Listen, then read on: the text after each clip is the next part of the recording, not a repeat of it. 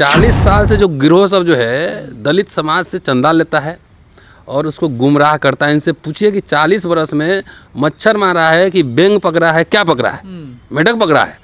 एक स्कूल नहीं है, कॉलेज नहीं है, अखबार नहीं है, कुछ भी नहीं है। दलित मिडिल क्लास का दिमाग कचड़ा हो गया है। वो ये समाज तो ऐसा है ना, ये तो बाबा साहब पे भी उल्टा पुल्टा बोल सकता था। ये कुपड़ है, इसको कोई न बाबा साहब का एक पन्ना पढ़ा है, न गांधी पढ़ा होगा, न जवाहरलाल नेहरू पढ़ा हो, कुछ नहीं पढ़ा है, खाली भाषण देता है। जो छोटे छोटे दलित नेता ओबीसी टाइप के इधर उधर बिहार उत्तर प्रदेश कहाँ ये सब लोग तो बंकर में घुस गए हैं। उत्तर प्रदेश में अहिर लीडर हैं, मुख्यमंत्री भी थे। उन्होंने परसों कहा कि कांग्रेस और बीजेपी एक ही है। जब रेलवे में बाबूजी की वजह से या पोस्ट ऑफिस में वो जनरेशन गई तो उन्हीं के बच्चे डॉक्टर बने, इंजीनियर बने, आईएएस बने, कलेक्टर। हाँ, जब तोंद निकल गई तो बोले बाबूजी तो गद्दार था कांग्रेस का। जिस तरह से भारत पर हमला हो रहा है आरएसएस का, 10 साल बाद दलित मिडिल क्लास के अफसरों के बच्चों के लिए शादियां नहीं मिलेंगी कम्युनिटी में। लेकिन डॉक्टर साहब, आप पे आरोप लग रहा है कि आप दलित समाज को धोखा दे रहे हैं, गुमराह कर रहे हैं। धोखा तब देंगे जब हम कुछ ले लिए होंगे तब ना। तभी ना आप कहें कि हम धोखा दिए। हम क्या ले, भारत जोड़ों में जा रहे हैं ना। देखिए, भारत जोड़ों में गए। देखिए, मैं समझता हूँ चंद्रभान जी से थोड़ा सा मेरा डिफरेंस ऑफ ओपिनियन है कि हमारा जो दलित समाज है ना, वो बहुत अभी भोला भाला है। दलित समाज बहुत भोला भाला, ईमानदार भी है। वो कुछ गिरोहों के बहकावे में फंसा हुआ है। गिरोह का वो गिरोह आप सब जानते हैं गिरोह कौन सब है। बड़ा 40 साल से मिशन चला रहा है गिरोह सब। बाबा साहब का अगर अमेरिका से आगमन देखिए, अब परिनिर्वाण देखिए, ठीक 40 साल बैठता है। और 40 साल में उन्होंने क्या क्या कर दिया, इसकी कल्पना नहीं कर सकते हैं। 15,000 पेज लिख दिए जो अभी प्रिंटेड है अंग्रेजी में। कितने संस्थान खोल दिए, लड़के अस्पृश्यों के लिए आरक्षण दिलवाया। भारत जोड़ों में क्या कर रहे थे? अभी वही तो आ रहा हूँ ना। आप पहले सवाल पूरा एक साथ बोल दो तब मैं बोलता हूँ। तो 40 साल में उन्होंने तो इंडियन रिपब्लिक खड़ा किया। और ये 40 साल से जो गिरोह सब जो है दलित समाज से चंदा लेता है और उसको गुमराह करता है। इनसे पूछिए कि 40 वर्ष में मच्छर मारा है कि बेंग पकड़ा है, क्या पकड़ा है, मेढक पकड़ा है। एक स्कूल नहीं है, कॉलेज नहीं है, अखबार नहीं है, कुछ भी नहीं है। अब आता हूँ आपके सवाल पर कि जो लोग ये कह रहे हैं कि हम गुमराह कर रहे हैं, तो पहले ये सब कुपड़ है। ये अनपढ़ भी नहीं बोलूँगा, कुपड़। अक्षर ज्ञान है लेकिन इतिहास का कोई ज्ञान नहीं है और इतिहासकार बना फिर रहा है। इसका सिलेबस अभी 1932 के आगे बढ़ा ही नहीं है, जबकि दुनिया 32 हुए 90 साल हो गए। उसके आगे ज़माना बदल गया है। एक बात बताइए, दलित समाज को, मैं दलित ही कह रहा हूँ, जो कुछ भी मिला वो कब मिला और क्यों मिला। मैं कोई प्रवक्ता नहीं हूँ, लेकिन मैं एनालिसिस कर रहा हूँ। इतिहास के छात्र होने के नाते एनालिसिस कर रहा हूँ। कब मिला? जब भारतीय गणराज्य बना, जो चंद्रभान जी बात कर रहे हैं, उसके बाद अगर डॉक्टर अंबेडकर 56 के बाद भी जीवित रहते, मान लीजिए, और सरकार में रहते, तो क्या करते? आरक्षण लागू करवाते ना, जो मिला था। 32 के बाद 48 में उनका भाषण है लखनऊ का कि हमने सब कुछ नहीं पाया लेकिन बहुत कुछ पाया। अस्पृश्यों के लिए राजनीतिक अधिकार सुनिश्चित किए, नौकरियों में उनके अधिकार सुनिश्चित किए। अगर 56 के बाद अंबेडकर जीवित होते 20 साल, और जो काम जगजीवन राम ने किया वही काम अंबेडकर अगर करते रहते कि आरक्षण लागू करवाओ, नौकरी दिलवाओ, तो क्या यही मिडिल क्लास जिसकी बात चंद्रभान प्रसाद कह रहे हैं, अंबेडकर साहब वो क्या कहता? इस सवाल का जवाब किसी के पास है? नहीं है ना भाई। 32 में पूना पैक्ट हो चुका था, उसके बाद भारत आज़ाद हो गया। तो जिस प्रोविज़न से जितना आरक्षण था उसको लागू करवाना ही सबसे इम्पोर्टेंट था ना। तो वो ये समाज तो ऐसा है ना, ये तो बाबा साहब पे भी उल्टा पुल्टा बोल सकता था। ये कुपड़ है, इसको कोई न बाबा साहब का एक पन्ना पढ़ा है, न गांधी पढ़ा होगा, न जवाहरलाल नेहरू पढ़ा हो, कुछ नहीं पढ़ा है, खाली भाषण देता है। आप एक बताओ, जो आज़ादी के इतने वर्ष हो गए, 90 के पहले, 90 में प्राइवेटाइजेशन शुरू होता है, उसके पहले जितने स्पेशल रिक्रूटमेंट ड्राइव, तो SC ST का निकल रहा है एकदम, नौकरी बहाल करो और जाओ, इतने सारे नौकरी मिले। राहुल गांधी का 89 में जो स्पेशल ड्राइव आया था, हाँ, राजीव गांधी का, हाँ, राजीव गांधी का, एक एक दलित को 3-3 नौकरियां मिल गई। कहाँ जाऊं मैं, कहाँ नहीं जाऊं। तो कुछ जो ये हुक्का भाई साहब लोग हैं, हुक्का राम के चुक्का राम, अब चिलम वाले, यह भी कांग्रेस की एक साजिश थी। कि दलितों को लाखों नौकरियां राजीव गांधी ने दिया। ये भी साजिश। हाँ, ये साजिश इसलिए थी कि अगर ये नौकरी में चले जाएंगे तो सरकारी हो जाएंगे, नौकरी से बाहर रहेंगे, भूखे नंगे रहेंगे, तो जय भीम जय भारत ऐसे नारे लगाएंगे और हमारे लिए पोलिंग एजेंट बनेंगे और वोट दिलवाएंगे, हमारी सभाओं में आएंगे, ताली बजाएंगे। तो इसीलिए मैं कह रहा हूँ, बहुत सीरियसली कह रहा हूँ, ये दलित समाज मिडिल क्लास के दिमाग में कचड़ा भर गया है। भरवाया गया है ना, भरवाया गया है। हाँ, तो जो भरवाया गया है तो हम लोग एंटीडोट दे रहे हैं, एंटीडोट दे रहे हैं। तो एक बात बताओ, हम तो अभी दिग्विजय सिंह का इंटरव्यू किए हैं, अभी राहुल गांधी का भी करूँगा कि भाई बताइए 2024 का आपका एजेंडा क्या है, भारत जोड़ो यात्रा का एजेंडा क्या है, आप बताएं दलित समाज के लिए आप क्या करेंगे। आप निजीकरण हो रहा है तो उसमें हिस्सेदारी देंगे नहीं देंगे, स्कॉलरशिप देंगे नहीं देंगे, तमाम तरह के सवाल हैं। तो इसलिए अभी जो भारतीय गणराज्य पे, इंडियन रिपब्लिक पे, जिसकी बात चंद्रभान जी कह रहे हैं, हमला हो रहा है, सारे अधिकार 8 साल में मोदी सरकार जो है बेच रहा है, पूरा सारे कुछ बेच रहा है। वो आपके जहन में नहीं आ रहा है, वो आपका शत्रु नंबर 1 नहीं है। तो अभी जो सरकार में सवाल उससे पूछा जाएगा ना, कि कांग्रेस से पूछा जाएगा। अभी सरकार में तो नहीं ना, 10 साल हो गए, दो टर्म से नहीं है सरकार में।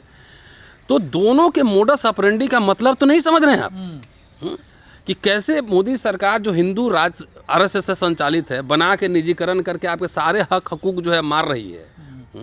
तो वो आपका शत्रु नंबर 1 नहीं है। आपको 2 में से 1 तय करना है कि गोलवलकर के साथ है कि किधर है।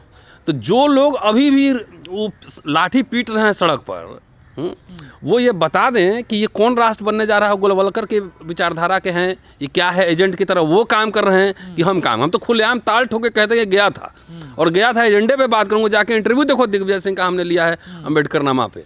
तो जाने से क्या होगा, जो लड़ेगा। आप एक पत्रकार की हैसियत से गए थे, इंटू लेक्चर की हैसियत से गए, उसमें शामिल होने गया था, कोई इधर उधर लाग लपट को बचाने के जी एकदम। अगर कांग्रेस ने कहा है कि हिंदू राज बनाएंगे। प्रोफेसर साहब, जब संविधान की समीक्षा कौन करना चाहता था? हाँ, अटल बिहारी वाजपेयी। 40 साल तक भारत का झंडा किस ऑफिस ने रिजेक्ट किया?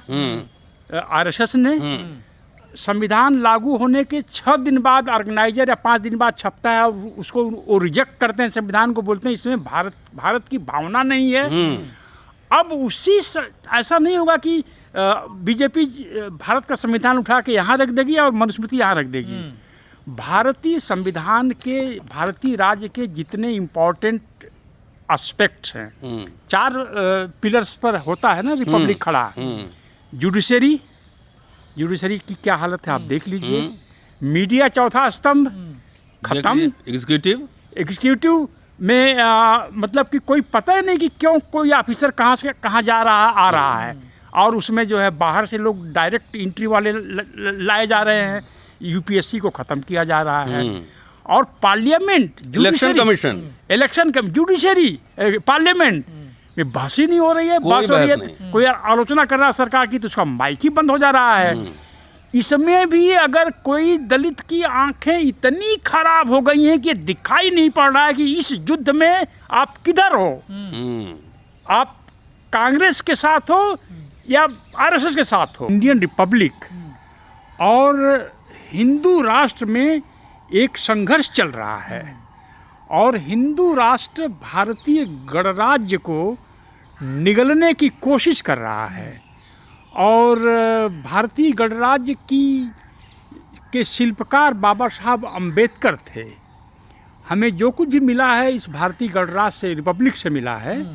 रिपब्लिक पर ये हमला जारी है, तो इस रिपब्लिक के ऊपर हमले को रिपल्स, यानी इस हमले को नाकाम करने के लिए अगर कोई एक राजनीतिक दल है आज के दिन, तो कांग्रेस पार्टी है, उसके नेता राहुल गांधी हैं।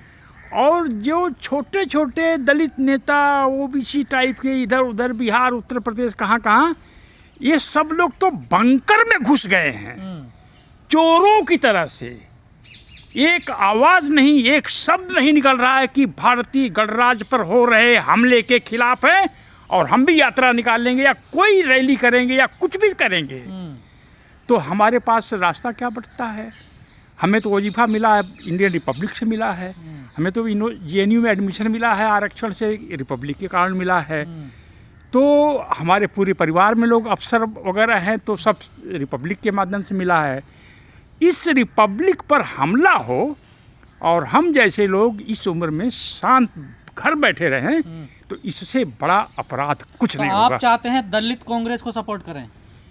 अरे आज के तिथि में बीजेपी के खिलाफ कौन लड़ रहा है? कांग्रेस लड़ रही है ना, तो कांग्रेस के साथ आना चाहिए ना। जो अभी एक उत्तर प्रदेश में अहिर लीडर हैं, मुख्यमंत्री भी थे, उन्होंने परसों कहा कि कांग्रेस और बीजेपी एक ही है। यादव जी, हाँ वही, अखिलेश यादव। हाँ बताइए, इतना मतलब क्या मैं कहूँ, उम्र 60 साल उनकी नहीं हुई है, इसलिए उनको उनसे ज्ञान की उम्मीद मैं नहीं कर सकता।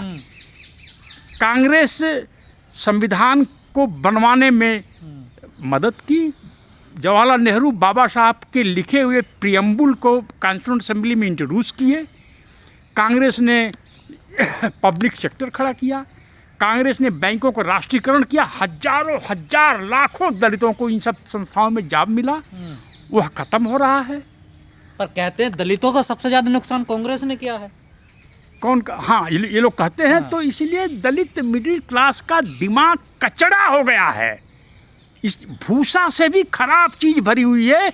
मैं ऐसे लोगों को जानता हूं कि जो PO बने, बैंक में मैनेजर बने, क्योंकि इंदिरा गांधी ने बैंकों का राष्ट्रीयकरण किया, वो भी कहते हैं कि हमारे साथ अन्याय किया गया है। हाँ, तो मान्यवर साहब गलत थे क्या जो कहते थे सांपनाथ और नागनाथ? वह एक पॉलिटिकल स्लोगन था और मान्यवर साहब भी गलत नहीं हो सकते हैं। मान्यवर साहब क्या गलत नहीं हो सकते हैं? क्या बाबू जगजीवन राम, जिन्होंने रेलवे और पोस्ट ऑफिस के दरवाजे दलितों को इतना खोल दिया कि अभी कुछ दिन तक 21% तक शेड्यूल कास्ट की भागीदारी थी रेलवे में, शेड्यूल कास्ट की सिर्फ, उनको ये कह देना कि ये दलाल थे, कांग्रेस के एजेंट थे, क्या ये उचित है? तो कभी कांशीराम ने अपनी नौजवानी में कहा होगा, लेकिन जो उनकी पीढ़ियां हैं, उनके बाद के लोगों को इसकी एनालिसिस करनी चाहिए कि रेलवे और पोस्ट ऑफिस ही दो ऐसे डिपार्टमेंट क्यों हैं जिसमें दलित अपनी पॉपुलेशन से अधिक रिप्रेजेंटेड है।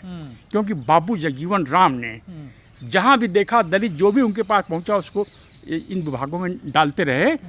और जिन घरों में पिछले 10 जनरेशन तक तोंद निकलने का इतिहास नहीं है, जब रेलवे में बाबूजी की वजह से या पोस्ट ऑफिस में वो जनरेशन गई तो उन्हीं के बच्चे डॉक्टर बने, इंजीनियर बने, IAS बने, कलेक्टर। हाँ, जब तोंद निकल गई तो बोले बाबूजी तो गद्दार था कांग्रेस का।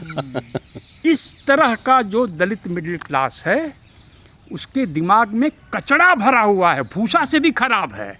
और डॉक्टर रतनलाल जैसे और जैसे हम जैसे लोग ईमानदारी से इस बात को कहेंगे नहीं।